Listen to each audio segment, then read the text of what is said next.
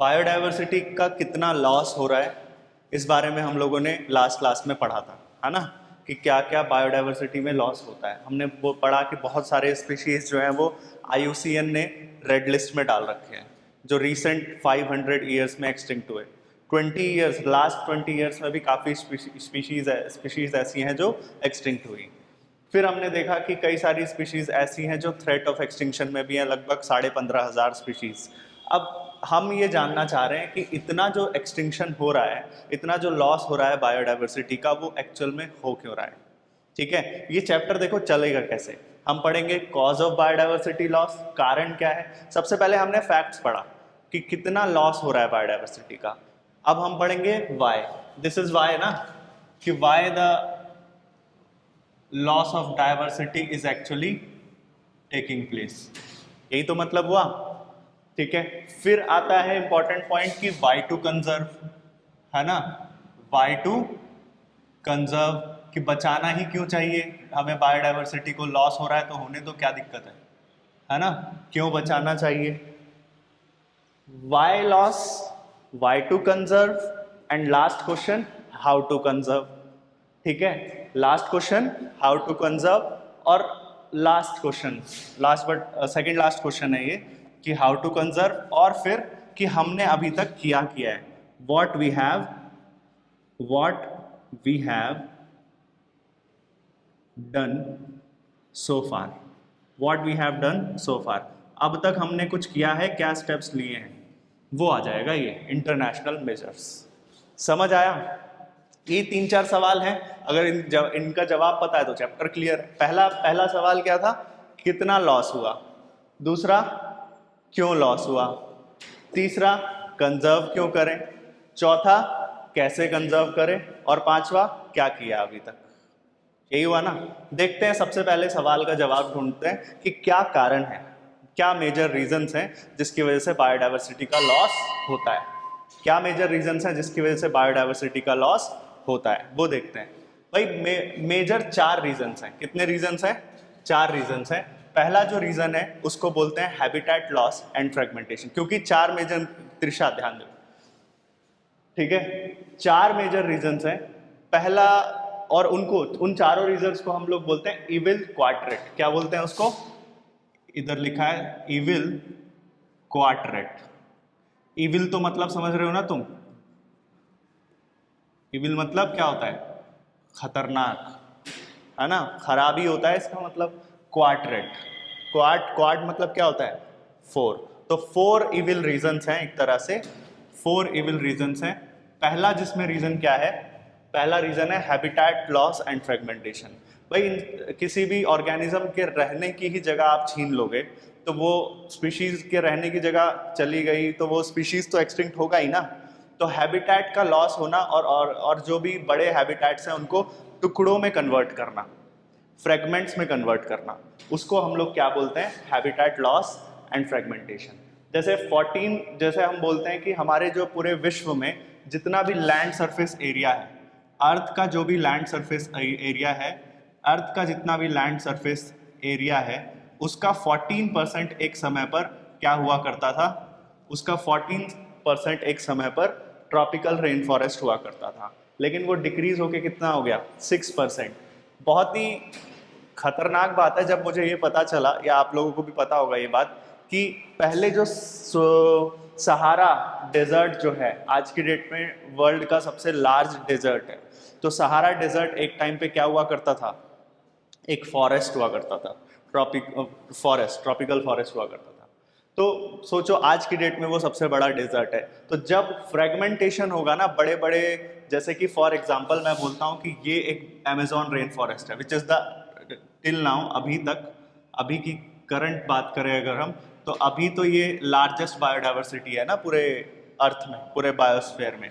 अब क्या हुआ, धीरे धीरे हमने यहाँ से स्पीशीज गायब करने शुरू करने लग गए, यहाँ से स्पीशीज गायब करने लग गए, यहाँ से स्पीशीज गायब करने लग गए। तो एक बड़ा सा बायोडाइवर्सिटी एरिया, बड़ा सा बायोस्फीयर रिजर्व, ठीक है, बड़ा फॉरेस्ट, ट्रॉपिकल रेन फॉरेस्ट, छोटे छोटे फ्रेगमेंट्स में टूट गया या नहीं टूट गया, टूट गया ना वो। तो इसी को बोलते हैं हम फ्रेगमेंटेशन। इसी को क्या बोलते हैं, फ्रेगमेंटेशन। हैबिटेट का लॉस हो रहा है और फ्रेगमेंटेशन हो रहा है, फर्स्ट रीजन, जिसमें हमने बात की 14% ट्रॉपिकल रेन फॉरेस्ट, अब सिर्फ और सिर्फ कितने बचे हैं, 6%। Amazon rain forest which is the largest biodiversity area, जहां से हम बोलते हैं 20% क्या आ रहा है, 20% oxygen of the atmosphere, 20% oxygen of the atmosphere is coming from Amazon rain forest. वहां पर भी हम लोगों ने क्या शुरू कर दिया है, सोयाबीन कल्टीवेशन। वहां पर भी हम क्या करते हैं, जानवर चराते हैं, कैटल रियरिंग करते हैं। तो इससे क्या होगा, एग्रीकल्चर वगैरह शुरू कर दोगे, वहाँ पे सोयाबीन मैन्युफैक्चरिंग करना शुरू कर दोगे, कल्टीवेशन शुरू कर दोगे, तो क्या होगा, ये तो फ्रेगमेंट्स में कन्वर्ट होगा ही ना। This is the reason. और ये देखो कितनी बढ़िया डाइवर्सिटी है, इसको इतनी बड़ी डाइवर्सिटी एरिया रीजन है यहाँ पर कि इसको हम लंग्स ऑफ द प्लैनेट बोलते हैं, तो we should save it. Pacific island, ये वाली कहानी हमने बात की थी कि जो पैसिफिक आइलैंड है वहाँ पर एक अच्छा खासा बायोडाइवर्सिटी एरिया था, वहाँ पर भी हम लोगों ने क्या किया, ह्यूमन कॉलोनाइजेशन किया। जब ह्यूमन वहाँ पर आए तो 2000 स्पीशीज ऑफ नेटिव बर्ड्स वो क्या हो गई। अब अगेन यहाँ पर ये नंबर है या टाइप्स है, टाइप्स है। इस पूरे चैप्टर में जितने नंबर हैं सब वो टाइप्स हैं। मैं ये नहीं बोल रहा कि 2000 स्पीशीज पॉपुलेशन गायब हो गई, 2000 तरह की जो बर्ड्स पाई जाती थी वहाँ पे वो गायब हो गई, वो एक्सटिंक्ट हो गई। Sad thing. फिर क्या कहता है, ओवर एक्सप्लॉयटेशन। ओवर एक्सप्लॉयटेशन की जहाँ तक बात है, ओवर एक्सप्लॉयटेशन की जहाँ तक बात है, कहता है in recent 500 years 3 species extinct ही हो गई हैं। ठीक है, स्टीलर सी काउ इतनी ज़्यादा मात्रा में मिलती थी, पैसेंजर पिजन कबूतर जा वाली जो स्पीशीज थी ना, वो चिट्ठी लेके जाते थे राजा महाराजा वाली, तो वो गायब हो गई। मरीन फिशेज ना जाने कितनी मरीन फिशेज गायब हो गई हैं, समझ आया, इन रिसेंट 500 ईयर्स। तो ये सब हो क्यों रहा है, देखो मैंने हम एक बहुत अच्छी लाइन लिखता है एनसीईआरटी, हमारे पास नीड्स को फुलफिल करने के लिए सब कुछ है, नेचर में सफिशिएंट मात्रा में सब कुछ है, लेकिन when needs turns into greed, तो क्या ग्रीड कभी सफिशिएंट मात्रा में उसको सेटिस्फाई किया जा सकता है, नहीं। तो नीड जो है वो अब बदल चुकी है किसमें, ग्रीड में, जिसकी वजह से हैबिटेट लॉस एंड जिसकी वजह से क्या हो रहा है, बायोडाइवर्सिटी का लॉस हो रहा है। तो वही तो हम पढ़ रहे हैं ना, कॉजेज ऑफ बायोडाइवर्सिटी लॉस। पहला रीजन क्या है, उनके रहने का घर हम खत्म कर रहे हैं। दूसरा, ओवर एक्सप्लॉइट कर रहे हैं, नीड के हिसाब से एक्सप्लॉइट करना चाहिए, चलो ठीक है, लेकिन अब किस हिसाब से चल रहा है काम, ग्रीड के हिसाब से। ठीक है, इकोनॉमी यहाँ पे बीच में आ जाती है ना, यहाँ पे बीच में क्या आ जाती है, इकोनॉमी आ जाती है बीच में, मतलब यहाँ पर पैसा। ठीक है, ज़्यादा से ज़्यादा को एक्सटिंक्शन। इस पूरे नेचर में दो फिनोमिना बहुत ही बढ़िया काम करते हैं, विच इज को इवोल्यूशन एंड सेकेंड इज को एक्सटिंक्शन। जब हम सूडो कॉपुलेशन का वो सेक्सुअल डिसीट वाला कॉन्सेप्ट पढ़ रहे थे, तब मैंने आपको बताया था कि अगर ये जो ऑफरीज, ऑर्किड ऑफरीज का पेटल वो एग्जैक्टली सिमिलर दिखता है to the colour, marking, size, shape में एग्जैक्टली सिमिलर दिखता है टू द फीमेल बम्बल बीज, है ना। लेकिन हमने इसमें लास्ट लाइन है इस चैप्टर की, कहता है कि अगर मान लो किसी भी वजह से इवोल्यूशन हुआ और फीमेल बम्बल बीज क्या हो गई, फीमेल बम्बल बीज इवॉल्व कर गई और उनका थोड़ा कलर में चेंज हो गया, तो जो आपकी ऑर्किड ऑफरीज का जो पेटल है उसको भी क्या करना पड़ेगा, इवॉल्व करना पड़ेगा। दैट कॉन्सेप्ट इज कॉल्ड को इवोल्यूशन, तभी तो चल पाएगा सूडो कॉपुलेशन। लेकिन अगर मैं बोलूं यहाँ पर को एक्सटिंक्शन की अगर मैं बात करूं, तो बोलता है कि नेचर में, ठीक है, किसी भी इकोसिस्टम में जब एक स्पीशीज एक्सटिंक्ट होती है, हमें लगता है कि वो स्पीशीज एक्सटिंक्ट हुई है, लेकिन एक्चुअल में सिर्फ वही स्पीशीज एक्सटिंक्ट हुई होगी, नहीं, उस पर डिपेंड करने वाली भी तो 4-5 स्पीशीज होंगी। तो जब नेचर में कोई एक स्पीशीज एक्सटिंक्ट होती है तो उस पर डिपेंड करने वाली अदर स्पीशीज, 3-4 सराउंडिंग स्पीशीज भी क्या होंगी, एक्सटिंक्ट होंगी। समझ आ रहा है कि नहीं आ रहा है। जैसे फॉर एग्जाम्पल अगर होस्ट एक्सटिंक्ट हो गया तो क्या पैरासाइट बचेगा। अगर फॉर एग्जाम्पल प्रे ही एक्सटिंक्ट हो गया, प्रे यानी कि जो भी प्रे हैं वो एक्सटिंक्ट हो गए, क्या प्रीडेटर बचेंगे। जैसे फॉर एग्जाम्पल फ्लावर्स नहीं रहे तो पॉलिनेटर बचेंगे। ये तो म्यूचुअलिज्म का रिलेशन है, वाइस वर्सा हो जाएगा। अगर पॉलिनेटर भी नहीं हुए तो एल्बर्ट आइंस्टीन वाली बात बताई थी मैंने आप लोगों को, उन्होंने क्या बोला था, in a decade the human will extinct if pollinators got extinct। को एक्सटिंक्शन, जब मैं बोल रहा हूँ एक स्पीशीज एक्सटिंक्ट हुई तो उस पर डिपेंड करने वाली 4 स्पीशीज और एक्सटिंक्ट होंगी। अगर वो 4 स्पीशीज एक्सटिंक्ट होंगी तो ये चेन काम करती रहेगी, उन पर भी तो 4 स्पीशीज डिपेंड करती होंगी, तो वैसे एक्सटिंक्शन की चेन चलती रहती है।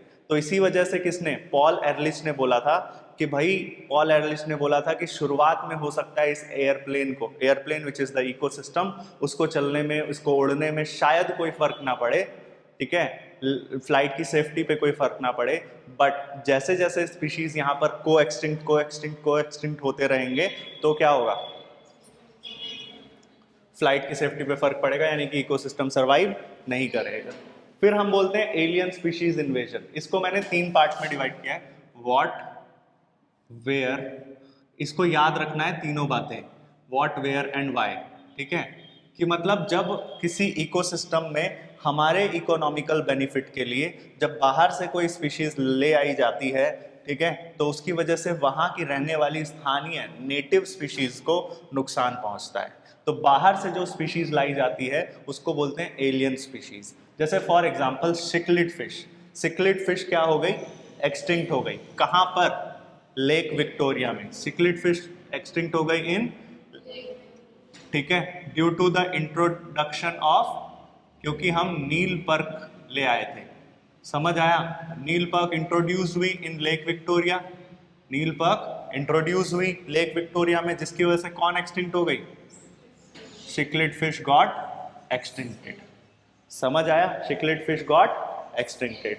फिर बोल रहा है वीड्स, कई तरह के वीड्स जब किसी भी इकोसिस्टम में आने लग जाएंगे, कहीं भी किसी इंट्रोड्यूस हो जाएंगे किसी भी एरिया में, तब आप देखोगे वहां की स्पीशीज को फर्क पड़ता है। जैसे for example lantana camara weeds है, ठीक है, Eichhornia crassipes, water hyacinth, terror of Bengal बोलते हैं, कहानी पता है ना, जिस भी तालाब में होंगी वहां की मछलियां उल्टी हो जाएंगी, है ना, जिस मछलियां उल्टी हो जाएंगी ना, मतलब सारी एक्वेटिक एनिमल सब मर जाएगा, क्यों, सारा ऑक्सीजन ये ट्रैप कर लेता है, ठीक है, एब्जॉर्ब कर लेता है। पार्थेनियम हमने पढ़ा था, कैरेट ग्रास, जो कि कार्डियक ग्लाइकोसाइड सिक्रीट करता है टू द कैटल, है ना खतरनाक ये बीट्स। फिर बोलता है देखो, indigenous catfishes in Indian river, कुछ यहाँ की इंडिया की जो नेटिव बर्ड्स थी वो क्या हो गई, एक्सटिंक्ट हो गई, वो क्या हो गई, एक्सटिंक्ट हो गई। क्यों एक्सटिंक्ट हो गई कैट फिशेस, क्योंकि बाहर से क्या लाया गया, अफ्रीका से अफ्रीकन कैट फिशेस इंट्रोड्यूस कर दी गई इंडियन रिवर में, वही वाला ऊपर वाला, व्हाट, वेयर एंड व्हाई, ठीक है, where in Indian river we introduced what, African catfishes. Why we introduced African catfishes in Indian river? For aquaculture purposes. पैसा, है ना, ले दे के मोटिव क्या है, ऐसा, तो for aquaculture purposes, aquaculture purposes के लिए हम लोगों ने क्या किया, एक्वाकल्चर पर्पसेस के लिए हम लोगों ने यहाँ पर इंडियन रिवर में क्या क्या इंट्रोड्यूस किया, इंडियन रिवर में अफ्रीकन कैटफिशेस इंट्रोड्यूस किया, जिसकी वजह से कौन एक्सटिंक्ट हो गई, वहां की नेटिव इंडिजिनस स्पीशीज कैटफिशेस की, वो एक्सटिंक्ट हो गई, समझ आया। तो दो सवालों, पहला सवाल हमने केटर किया कि what is the cause, what is the cause, ठीक है, what is the cause, why does the biodiversity loss is happening. 4 reason हमने देखे, कितने रीजन हैं यहाँ पे, 4 रीजंस, जिनको क्या बोलते हैं, इविल क्वाड्रेट। पहला हैबिटेट लॉस एंड फ्रेगमेंटेशन, दूसरा ओवर एक्सप्लॉयटेशन, तीसरा को एक्सटिंक्शन, और चौथा एलियन स्पीशीज इन्वेजन। ये 4th रीजन है, ठीक है। अब वाई टू कंजर्व, कुछ ऐसी चीजें हमें, वाई टू कंजर्व, कुछ ऐसी चीजें हमें नेचर से मिलती हैं, कुछ ऐसी चीजें हमें नेचर से मिलती हैं जिनका इंपॉर्टेंस कम है, ठीक है, कुछ ऐसी चीज़ें मिलती हैं जिनका इंपॉर्टेंस ज़्यादा है, कुछ कम इंपॉर्टेंस वाली चीज़ें मिलती हैं और कुछ ज़्यादा इंपॉर्टेंस वाली चीज़ें मिलती हैं। कम इंपॉर्टेंट वाली चीज़ें, कम इंपॉर्टेंस का मतलब जब मैं यहाँ पर बोल रहा हूँ इसका मतलब ये नहीं है कि किसी काम की नहीं है, कम इंपॉर्टेंस मतलब वो भी बहुत इंपॉर्टेंट है। जो कम इंपॉर्टेंस वाली स्पीशीज़ हैं उनको बोलते हैं नैरोली यूटिलिटेरियन। जो बहुत ज़्यादा इंपॉर्टेंट है, जिनके बिना तो सर्वाइवल ही मुश्किल नहीं है, उनको बोलते हैं ब्रॉडली यूटिलिटेरियन, ठीक है। तो नैरोली यूटिलिटेरियन इसका मतलब ये नहीं है कि इंपॉर्टेंट नहीं है, ब्रॉडली के कंपैरिजन में इट इज नैरोली इंपॉर्टेंट, ठीक है, नैरो यूटिलिटी है। जैसे फॉर एग्जांपल फॉरेस्ट प्रोडक्ट्स हमें मिलते हैं, वुड मिल रहा है, हनी मिल रहा है, फूड मिल रहा है, कंस्ट्रक्शन मटेरियल मिलता है, इंडस्ट्रियल मटेरियल मिलता है, बहुत सारे प्रोडक्ट्स, बहुत सारे मेडिसिनल प्लांट्स हमें पता है। आपको पता है आयुर्वेदा है, आयुर्वेदा में जितने भी मेडिसिन हैं बहुत ज़्यादा मेजरली वो किस पर रिलाई करता है, प्लांट्स पर करता है ना। तो 25% वैसे भी जो एलोपैथिक और होम्योपैथिक ड्रग्स हैं, जो भी ड्रग्स हैं जिस भी तरह के, 25% से ज़्यादा ड्रग्स जो हैं वो किससे बनाई जा रही हैं, प्लांट से। ठीक है, किससे बनाई जा रही है, प्लांट से। तो बायोडाइवर्सिटी तो डिपेंड कर ही रहे हैं हम किसी, चलो एनिमल से भी बना रहे हो तो वो भी तो बायोडाइवर्सिटी का ही हिस्सा है। फिर 25,000 से ज़्यादा मेडिसिनल प्लांट्स पता है आज की डेट में हमें, और कितने तो ऐसे होंगे जो हमें पता भी नहीं है, हो सकता है ना। तो उसको तो उस ये नैरोली यूटिलिटेरियन में आया। तो फिर अच्छा मैंने बताया 25,000 से ज़्यादा हमें ऐसे प्लांट्स पता है जिनका मेडिसिनल इंपॉर्टेंस है, जिनसे दवाइयाँ बनाई जाती हैं। लेकिन मैंने बताया आपको कि कितने, न जाने कितने ऐसे प्लांट्स अभी और होंगे जिनका मेडिसिनल इंपॉर्टेंस हो सकता है लेकिन हमें नहीं पता, तो अभी करंट में यूज़ में नहीं है। तो उसको पता लगाना कि भाई जो भी नेचर में चीज़ पाई जा रही है उसका क्या इंपॉर्टेंस है, क्या उसका इकोनॉमिक इंपॉर्टेंस है, किस तरह से वो काम आ सकती है ह्यूमन के, उसको पता लगाना, उसी को हम क्या बोलते हैं। जैसे आज हमें 25,000 पता है, हमें कोई प्लांट मिला, हमें नहीं पता कि इसका क्या मेडिसिनल इंपॉर्टेंस है, पता लगाना, कुछ ना कुछ कंपोनेंट हो सकता है उसका मेडिसिनल यूज हो, हमें नहीं पता अभी, तो वो पता लगाना ही क्या बोलते हैं उसे। तो ये देखो क्या बोल रहा है, एक्सप्लोर करना मॉलिक्यूलर लेवल पर, जेनेटिक लेवल पर या स्पीशीज लेवल पर बायोडाइवर्सिटी को एक्सप्लोर करना, उसको हम लोग क्या बोलते हैं कि कोई अगर ऑर्गेनिज्म, कोई बायोडाइवर्सिटी, कोई स्पीशीज मिला, उसका मॉलिक्यूलर लेवल पर क्या डाइवर्सिटी है या उसका जेनेटिक लेवल पर क्या डाइवर्सिटी है, क्या जेनेटिक एलिमेंट्स में चेंज है। स्पीशीज लेवल पर कोई स्पीशीज, अलग ही स्पीशीज मिल गई। हमने 3 तरह की बायोडाइवर्सिटी पढ़ी थी, क्या, जेनेटिक डाइवर्सिटी, स्पीशीज डाइवर्सिटी और इकोलॉजिकल डाइवर्सिटी। 3 डाइवर्सिटी पढ़ी थी ना। इकोलॉजिकल डाइवर्सिटी क्यों नहीं लिखा है, इकोलॉजिकल डाइवर्सिटी को एक्सप्लोर करना भी तो बायो प्रोस्पेक्टिंग होना चाहिए था, लेकिन हमने जेनेटिक और स्पीशीज डाइवर्सिटी लिखा है लेकिन इकोलॉजिकल डाइवर्सिटी नहीं लिखा है। क्यों, इकोलॉजिकल डाइवर्सिटी में मैंने बताया था आपको, इकोलॉजिकल डाइवर्सिटी होता है ecosystem at diversity at ecosystem level, और उसमें मैंने बताया बहुत सारी डाइवर्सिटी हो सकती है, जैसे कि बहुत सारी डाइवर्सिटी हो सकती है जैसे कि डेजर्ट, ट्रॉपिकल ग्रासलैंड। तो आप एक बात सोच के देखो कि कोई ऐसा इस पूरे अर्थ में अभी भी कोई ऐसा रीजन रहा होगा जहां पे हम लोगों ने प्रोस्पेक्ट नहीं किया, एक्सप्लोर नहीं किया है, कोई इकोसिस्टम ऐसा रहा होगा। सब जगह चले ही गए, एक्सेप्ट मान लो अगर कोई एक्सेप्ट मान लो डेप्थ ऑफ द ओशियन अगर आप कंसीडर कर रहे हो तो वो हो सकता है, लेकिन मेजर और मोर और लेस तो सब कर ही चुके हैं ना, वहां तो जाना ही पॉसिबल नहीं है, तो एक्सप्लोर क्या करोगे आप, है ना। जहां जहां जाना पॉसिबल है क्या हम एक्सप्लोर कर चुके हैं, हाँ, तो इसीलिए इकोलॉजिकल डाइवर्सिटी नहीं। वहां पर हाँ, उन जगहों पर जाओगे तो नई स्पीशीज फाइंड आउट करने के लिए जाओगे, इकोसिस्टम फाइंड आउट करने नहीं जाओगे आप, जेनेटिक वेराइटी क्या मिल रही है वो देखने जाओगे आप, मॉलिक्यूलर लेवल पर क्या डाइवर्सिटी है वो देखने जाओगे आप। समझ आ रहा है, तो ये समझ आया बायो प्रोस्पेक्टिंग, ठीक है, नैरोली यूटिलिटेरियन समझ आया। अब देखो है इंपॉर्टेंट चीजें ये कि नहीं, नैरोली यूटिलिटेरियन इंपॉर्टेंट है, लेकिन क्या इससे इंपॉर्टेंट है ऑक्सीजन से, नहीं, ऑक्सीजन के बिना कैसे काम चलेगा। Amazon contributes 20% of the atmosphere, तो बता ही दिया मैंने। और दूसरा क्या बोल रहा है, पॉलिनेटर्स, पॉलिनेटर्स इसमें आ जाएंगे, पॉलिनेशन, पॉलिनेशन इंपॉर्टेंट है ना, वो ब्रॉडली यूटिलिटेरियन में आया। कई तरह का एस्थेटिक प्लेजर, कई तरह का एस्थेटिक प्लेजर जो है वो इसमें आ जाता है। एस्थेटिक प्लेजर जैसे कि, जैसे वही बातें करता है कि बुलबुल के सॉन्ग से उठना, ठीक है, वो एस्थेटिक प्लेजर है। वो अगर वो नेचर ही तो दे सकता है आपको, नेचर के अलावा कहाँ कहाँ मिलेगा, नेचर के अलावा तो नहीं मिलेगा। दूसरी बात क्या कहता है एस्थेटिक प्लेजर, और क्या हो सकता है, कोई थिक वुड्स के बीच में चलना, थिक वुड्स के बीच में चलना, जैसे थिक वुड्स मतलब दोनों तरफ जंगल है, बीच में रास्ता है सुनसान, उधर में चलना, वो तो नेचर में ही पॉसिबल है, बायोडाइवर्सिटी होगा तभी पॉसिबल है, ये एस्थेटिक प्लेजर है। या फिर फॉर एग्जांपल स्प्रिंग ब्लूम्स को देखना, स्प्रिंग ब्लूम्स तुमको यहाँ तो नहीं उतना पता चलेगा, अगर डोरेमोन देखा है तुमने, डोरेमोन देखा है क्या, डोरेमोन देखा है ना, डोरेमोन में आता है pink pink pink pink flower हो जाते हैं स्प्रिंग ब्लूम, वो क्या है, एस्थेटिक प्लेजर्स हैं, एथिकल आर्ग्यूमेंट क्या कहता है? एथिकल आर्ग्यूमेंट में कहता है एनसीईआरटी कि भाई जो भी चीजें हमें मिली हैं from nature, this is not our private property, this is not our private property.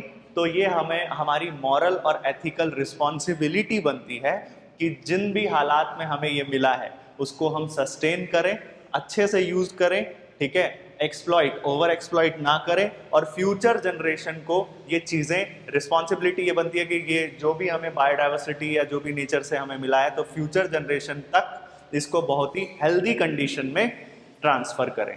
ये हमारी एथिकल आर्ग्यूमेंट है, मॉरल वैल्यू ये बताया, मॉरल रिस्पॉन्सिबिलिटी है। समझ आया? मॉरल और एथिकल रिस्पॉन्सिबिलिटी है, समझ आया अभी तक? क्या बोल रहा है क्या कि वाई टू कंजर्व, 4 रीजंस, ठीक है। फिर बोला इधर एलियन स्पीशीज इन्वेजन के जितने एग्जांपल है सारे इंपॉर्टेंट है, सब पे क्वेश्चन आया हुआ है, ध्यान रखना।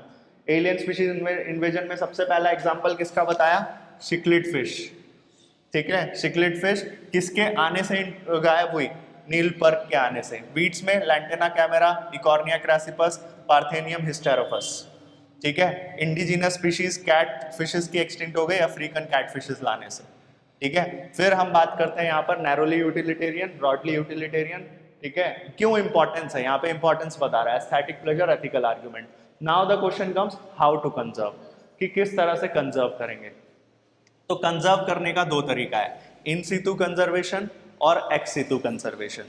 इन सीटू कंजर्वेशन, इन सीटू का मतलब होता है ऑन साइट, इन सीटू का क्या मतलब होता है? On site. इन सीटू का क्या मतलब होता है? On site. और एक्स सीटू का क्या मतलब होता है?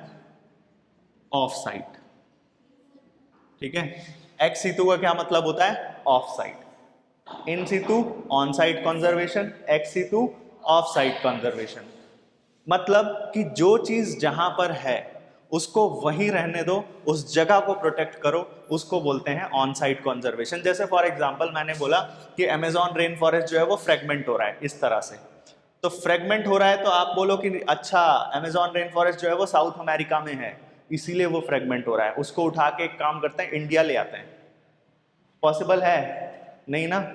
तो उसको इंडिया ले आए तो भी क्या होगा? तो भी वैसे तो पॉसिबल नहीं है, नहीं ला सकते ना आप वैसे। तो आप क्या वो करोगे?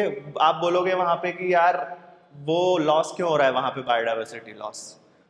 वहां बायोडाइवर्सिटी लॉस हो क्यों रहा है? वहां बायोडाइवर्सिटी लॉस हो रहा है लोगों की वजह से।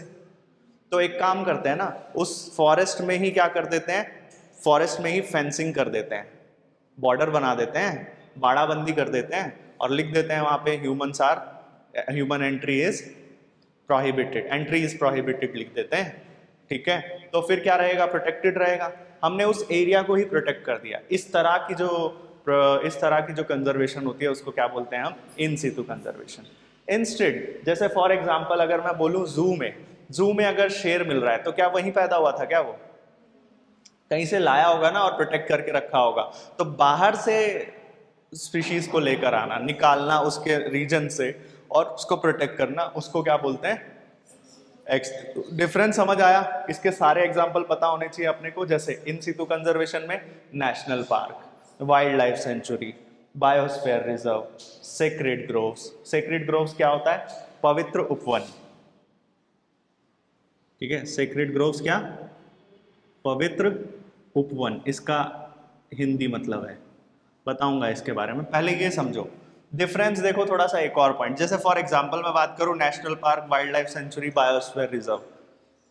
जू में जब आप जाते हो तो जू में क्या होता है?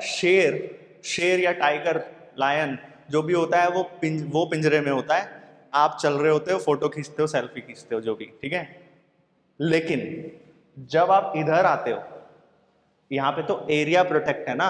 अगर आप यहाँ घूमने भी जाते हो, जैसे फॉर एग्जांपल किसी बायोस्फीयर रिजर्व में गए, वहां शेर को बांधा हुआ नहीं है, वहां तुमको बोलते हैं कि तुम अगर जीप में घूमने जा रहे हो या कैसे भी घूमने जा रहे हो तुम, ठीक है, सवारी अपने सामान की खुद जिम्मेदार है। समझ आ रहा है? क्या रहा है कि वहां पे तुम्हारी जीप, तुमको बोला जाता है कि दिस एरिया इज थ्रेटन्ड और टाइगर प्रॉन एरिया। तो वहां पे आपको ध्यान रखना पड़ेगा, वहां पे शेर नहीं उन्होंने क्या बोलते हैं बांध रखा है या खुला छोड़ रखा है उनको। समझ आया? तो ये फर्क है, डिफरेंस समझ रहे हो इसमें और इसमें? वहां पे लाया गया है कहीं बाहर से, जूलॉजिकल पार्क। ठीक है, यहाँ बोला इन सितु कंजर्वेशन और वो बोला एक्स सितु। इन सितु के एग्जाम्पल क्या हुआ, national park, wild life sanctuary, biosphere reserve, sacred Grove. ये तो समझ आता है, सेक्रेड ग्रोव समझते हैं। सेक्रेड ग्रोव मतलब पवित्र उपवन। हम कई तरह की लोकेलिटीज, कई तरह के रीजन्स को पवित्र या सेक्रेड बोल के प्रोटेक्ट करते हैं। जैसे फॉर एग्जांपल, एक एग्जांपल मैं बताता हूँ तुमको, निधि वन। ठीक है, maybe the story is correct, ठीक है, रिलीजन में उतना नहीं जाना चाहिए, but maybe the story is correct, maybe the story is just to protect the biodiversity. ठीक है, अब देखो जो भी रीजन है, स्टोरी क्या कहती है, यूपी में एक फॉरेस्ट है जिसका नाम है निधि वन। निधि वन में क्या बोला जाता है, जो भी ऐसा शाम को ढलने के बाद, ठीक है, शाम ढलने के बाद जब भी कोई वहां पर जाता है तो बोलते हैं वापस नहीं आता है, ऐसा कुछ। ठीक है, या फिर ऐसा बोलते हैं कि अगर आता भी है तो वो पता नहीं कुछ ऐसा देख लेता है जिससे क्या होता है कि पागल होके लौटता है वो। ठीक है, पागल होके लौटता है, या फिर क्या होगा, या फिर उसकी आईज नहीं रहती, अंधा हो जाता है, पागल हो जाता है, या लौटता ही नहीं है, या कुछ ऐसा। ठीक है, तो इस तरह की जो लोक कथाएं होती हैं, इस तरह की जो superstition, may be the true story, what ever the, ठीक है, नहीं जाते हैं वहां पे लोग, वैसे भी रोक के रखते हैं, गार्ड्स वगैरह रखते हैं। तो सोचो क्या वो रीजन ऑब्वियसली ऑटोमेटिकली प्रोटेक्टेड है, वो फॉरेस्ट, फ्रॉम ह्यूमन इन्वेजन और नॉट? हुआ ना।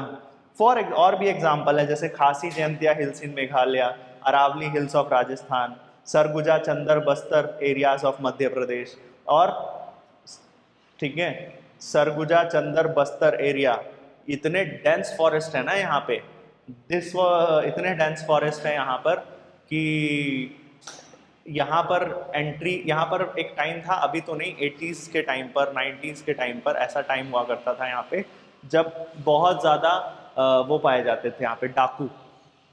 ठीक है, डाकू यहाँ मध्य प्रदेश में बहुत मिलते थे, अब तो उतना नहीं, लेकिन अब देखो पूरी पुलिस को, मध्य प्रदेश पुलिस या जो भी नेशन की पुलिस है, गवर्नमेंट को पता होता था यहाँ की पुलिस को कि भाई यहाँ फॉरेस्ट में छुपे हुए हैं बागी, डाकू वगैरह छुपे हुए हैं, लेकिन it was not possible for them to arrest. क्यों नहीं अरेस्ट कर सकते थे उन डाकू को? क्योंकि डेंस फॉरेस्ट था, और उस फॉरेस्ट पर कमांड इन डाकू कौन होते हैं? लोकल लोग होते हैं ना, तो लोकल लोगों की ज्यादा कमांड होगी या उन फॉरेस्ट ऑफिसर या ऑफिसर्स की होगी? तो उनके लिए पॉसिबल ही नहीं होता था कि वो जंगल में कोई भी जाए और अरेस्ट करके आ जाए। ठीक है, it was acting as the guard for the those, क्या बोलते हैं उनको, बागी जो लोग हैं। ठीक है, western Ghats of Karnataka and Maharashtra, western Ghats of Karnataka and Maharashtra. तो महाराष्ट्र भी बहुत ज़्यादा बायोडाइवर्सिटी में रिच एरिया है। ठीक है, काफ़ी आपको यहाँ पे जंगल वगैरह मिलेंगे, एनिमल्स, प्लांट्स, हर तरह का, काफ़ी तरह का मिलेगा यहाँ डाइवर्सिटी। समझ आया? तो यही बोल रहा है, जैसे फॉर एग्जाम्पल कोई मंदिर है, सेक्रेड ग्रोव्स की बात कर रहे हैं, कोई मंदिर है, तो अगर कोई मंदिर है तो उसके आसपास एक बहुत बड़ा फॉरेस्ट है, या कुछ भी छोटा फॉरेस्ट ही है, बड़ा फॉरेस्ट छोटा फॉरेस्ट जैसा भी, तो उसके आसपास जो एरिया है वहां पर कोई ऐसे जाएगा क्या कि चलो वहां से पेड़ काट के आते हैं? नहीं ना। तो वो ऑलरेडी, अगर आपने उस चीज को सेक्रेड बना दिया तो ऑलरेडी वो प्रोटेक्टेड रहता है। जैसे हम लोग क्या करते हैं, कई सेक्रेड प्लांट्स बनाते हैं, बनाते नहीं है मतलब मानते हैं। जैसे फॉर एग्जाम्पल हम बोलते हैं कि पूजा की जाती है पीपल के पेड़ की जाती है ना। अब पीपल का पेड़ जो है वो रखते हैं लोग अपने आंगन में, या तुलसी रखते हैं अपने आंगन में, उसको सेक्रेड मानते हैं, उसको पवित्र मानते हैं, so that it is also protected, है ना, पवित्र बोल के सेक्रेड प्लांट। तो ये अच्छा, वो सेक्रेड प्लांट जो है वो एक्सितु कंजर्वेशन होगा या इनसितु कंजर्वेशन होगा? सेक्रेड प्लांट रखना वो एक्सितु कंजर्वेशन या इन सितु? एक्स सितु। इन सितु कौन बोल रहा है? एक्स सितु कंजर्वेशन है। अरे भाई, अगर आंगन में आपने तुलसी का पौधा लगाया है तो वो क्या वहीं तुमने तो कहीं से ला के लगाया है ना, वो उस एरिया को प्रोटेक्ट थोड़ी किया जहाँ पे तुलसी मिल रही थी। डिफरेंस समझ रहे हो आप? तो इसमें क्या आ जाएगा, जूलॉजिकल पार्क, बोटेनिकल गार्डन, ठीक है, wild life safari park, cryo preservation, ये पढ़ा होगा आप लोगों ने चैप्टर सेकंड में। -196 degree Celsius in liquid nitrogen हम मैनेज करके रखते हैं, बहुत सारी चीज़ें रखते हैं, कई तरह के पॉलन को रखते हैं, पॉलन ग्रेन्स भी रखते हैं, ठीक है, और क्या रखते हैं, स्पर्म्स भी अगर स्टोरेज किया जाता है, तो भी हम क्रायो प्रिजर्व करते हैं, सीड बैंक्स होते हैं। फिर समझ आया इतना? ठीक है। फिर बोल रहा है एक टॉपिक बायोडाइवर्सिटी हॉटस्पॉट है इधर ही इन सितु कंजर्वेशन में, जहां पर हाई डाइवर्सिटी एरिया जो होता है, ठीक है, कौन सा region? High diversity, high diversity, high biodiversity rich, या हाई या बोलो rich biodiversity region, rich biodiversity region. जो रिच बायोडाइवर्सिटी रीजन है, जो रिच बायोडाइवर्सिटी रीजन है, उसको हम क्या बोलते हैं? बायोडाइवर्सिटी हॉटस्पॉट बोलते हैं। क्या बोलते हैं? बायोडाइवर्सिटी हॉटस्पॉट बोलते हैं। पूरे वर्ल्ड लेवल की बात कर रहा है। पहले जो थे 25 हम काउंट करते थे, थोड़ा सा इंप्रूवमेंट है। अब उसमें 9 बायोडाइवर्सिटी हॉटस्पॉट और ऐड कर लिए हैं, और अब हमारे पास जो बायोडाइवर्सिटी हॉटस्पॉट है वो कितने हैं? 34। वेस्टर्न घाट एंड श्रीलंका, अच्छा, जिसमें से 3 आपको याद रखने हैं। टोटल कितने हैं पूरे वर्ल्ड में? 34, 9 बाद में ऐड हुए हैं, पहले 25 थे। हमें टोटल कितने याद रखने हैं? 3। क्यों? क्योंकि it is surrounding the India. India के 3 हैं, उसको हमको याद रखना है। पहला क्या है? Western Ghat and Sri Lanka, western Ghat and Sri Lanka. दूसरा क्या है? Indo Burma. और तीसरा क्या हुआ? नॉर्थ में ही हिमालय। समझ आया? एक टर्म आता है यहाँ पर, एनसीईआरटी बोलता है एंडेमिज्म। क्या टर्म आता है? एंडेमिज्म। एंडेमिज्म का मतलब क्या होता है? स्पेशियलिटी। ठीक है, स्पेशियलिटी। जैसे फॉर एग्जांपल अगर मैं बोलूं कि वड़ा पाव, वड़ा पाव जो है वो यहाँ की एंडेमिज्म है, मतलब यहाँ पे बहुत ज्यादा मिलेगा और यही मिलेगा। आप बंगाल में जाओगे तो वड़ा पाव तो नहीं खिलाएंगे ना तुमको, तो यहाँ की एंडेमिज्म है वो। लेकिन खाने की बात नहीं कर रहा हूँ यहाँ, मैं यहाँ स्पीशीज की बात कर रहा हूँ। ठीक है, जैसे कुछ स्पीशीज होगी ना जो यहाँ की एंडेमिज्म होगी, जो एंडेमिक स्पीशीज, उस स्पीशीज को क्या बोलोगे आप? एंडेमिक। वहां की लोकल, जैसे फॉर एग्जांपल बंगाल टाइगर, तो बंगाल टाइगर की अगर मैं बात करूं तो वो बंगाल नहीं मिलेगा ना आपको, पश्चिम बंगाल में, वेस्ट बंगाल में मिलेगा। अभी ऐसे थोड़ी पंजाब में मिल रहा है और बंगाल टाइगर बोल रहे हो आप, नहीं ना पॉसिबल। ठीक है, ऐसे ही कई कई स्पीशीज उसी पर्टिकुलर रीजन में, नीश में मिलती हैं, तो उसको बोलते हो आप एंडेमिज्म। और वो स्पीशीज जो पर्टिकुलर उस रीजन में मिल रही है, उस स्पीशीज को क्या बोलते हो? Endemic species. बहुत सारे ऐसे एग्जाम्पल्स होंगे, इस बार थोड़ा सा फोकस करना एंडेमिज्म पे, और 1-2 एग्जाम्पल और लिखवाऊंगा इसके एंडेमिक स्पीशीज के। इस बार नीट ने ऐड किया है एंडेमिज्म। ठीक है, ध्यान रखेंगे। समझ आ गया? 4 रीजंस बताए कॉज ऑफ बायोडाइवर्सिटी लॉस के। पहला रीजन क्या था? Habitat loss and fragmentation. दूसरा ओवर एक्सप्लॉयटेशन। तीसरा क्या था? को एक्सटिंक्शन। और चौथा क्या है? Alien species invasion. फिर बोला कि वाई टू कंजर्व में आया नैरोली यूटिलिटेरियन, ब्रॉडली यूटिलिटेरियन, है ना।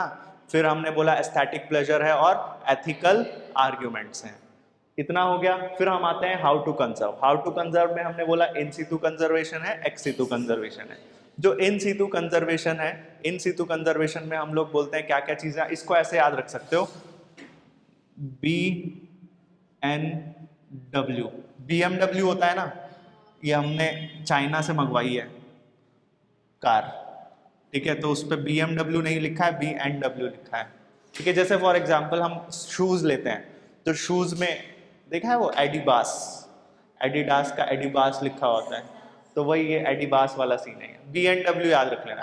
तो B for biosphere reserve, N for national park, W for wild life sanctuary. ये सब एग्जाम्पल किसके होंगे? इन सितु कंजर्वेशन के। ठीक है, इन सितु कंजर्वेशन के। सेक्रेड ग्रोव्स, ठीक है, सेक्रेड ग्रोव भी इसी में आ जाएगा। एक्स सितु में क्या बोलोगे?